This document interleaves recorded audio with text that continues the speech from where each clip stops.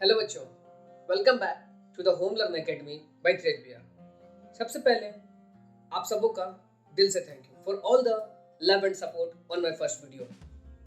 आप सबका मैं बहुत ही ग्रेटफुल हूँ। आज हम सीखने वाले हैं एक super important topic, equivalent fraction, जो क्लास 2, 3, 4, 5 एंड क्लास 6 के लिए इंपॉर्टेंट टॉपिक है। और हाँ, आज के बाद ये टॉपिक आप सभी का फेवरेट बन जाएगा। So let's begin. हाँ तो बच्चों, इक्विवेलेंट फ्रैक्शन का मतलब होता है देखने में अलग बट वैल्यू सेम। यदि हम इस सर्कल के शेडेड पार्ट का फ्रैक्शन लिखना चाहें तो क्या लिख सकते हैं? 1/2। इस दूसरे सर्कल के शेडेड पार्ट का फ्रैक्शन लिखना चाहें तो क्या लिख सकते हैं? 2/4। माइंड में क्या चलने लग गया? अरे शेप्स तो डिफरेंट है बट वैल्यू क्या होगी? सेम होगी। यदि हम इसको सिंप्लीफाई करें तो हम लोग इसको क्या लिख सकते हैं? 1/2।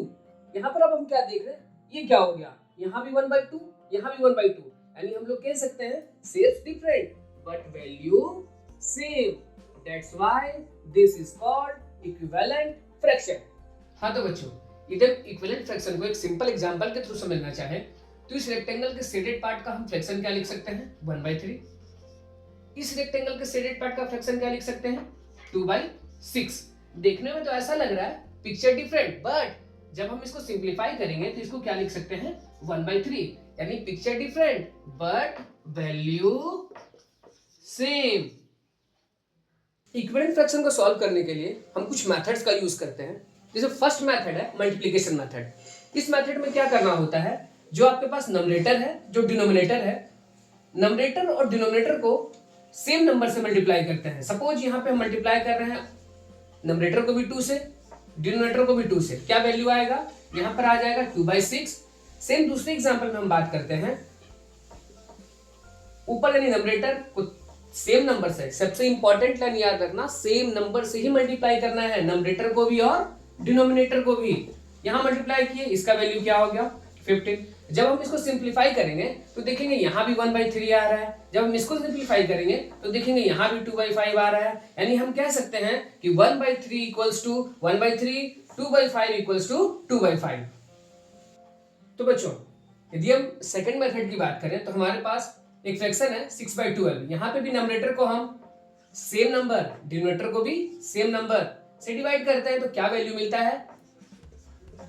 इस फ्रैक्शन में भी यदि हम नंबरेटर को सेम नंबर यानी 3, डिनोमिनेटर को भी सेम नंबर यानी कि 3 से डिवाइड करते हैं तो क्या वैल्यू मिलता है?